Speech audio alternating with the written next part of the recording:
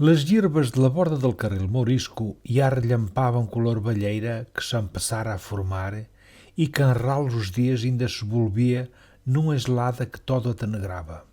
El praino estendia-se como bultio pardo sem fim. Antônio Tolesa chegava-se agora à encruzilhada dos campos, entre duas igrejas e augas vivas, mesmo delante del cabeço de Matância. Nisto, uma risada rasgou a noite como uma palaçola e Antônio sinto el tambrar de la paixarina chubila en colobrinas pola espina arriba. La mula deu um rodeão e botou-se a escatrapulhar caminho afora. Ele vem quer fugir atrás dela, mas uma força estranha prende-o ao caminho. E allí queda ele ao meio da encruzilhada, tolhido como um fincão, atolondrado como uma troneada mesmo por riba da cabeça, solo dando de si, quando el fumo que sale de um montonico de pedras, mesmo ao meio da encruzilhada, lhe agarra as narizes. Nova risada lo repassa como uma centelha. Logo após, Antônio veio-se rodeado por um bultio calhado que lhe veio ao redor sem parar. Só aos poucos dá conta que eu até toda zenuda. Primeiro vai por acompanhar o baile, mas logo cai nele e queda parado a ver sem ser capaz de sair do sítio. Por largo tempo aquela figura fez o córrego ao redor dele com a moda que mais parecia um grunhido.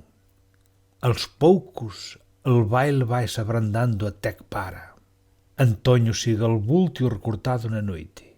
Veio-lo atravessar a encruzilhada e sentar-se na parede da borda. A tamada lagrima vai-se a tener com ti e pergunta-lhe o que quer, que lhe dará todo, mas que lhe deixe seguir seu caminho, pois tem que estar na feira al naso logo por manhã cedo.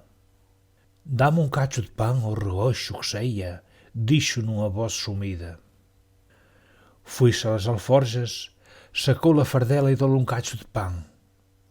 Sentiu-lhe os carrilhos a andar para arriba e para baixo, a gorja a engolir e os olhos a relumbraram na noite.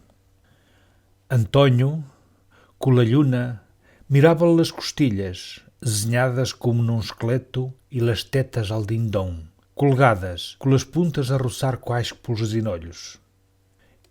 Não há de ser nova, pensou. No fim, estendeu-lhe a bota de vinho. Só Luende te falou outra vez. Agora, se quisires, podes-te botar a mim em riba daqueles fenascos, que estou num tempo em que não há peligro de me emprenhares. Antônio ia dizer que não, que tinha pressa, mas, sem saber como, deixou-se levar, entre corridoso e esfameado. Como um canhonico, deitou-se de costas em riba aos fenascos, enquanto Lati bailava outra vez ao redor dele, com a mesma cantiga.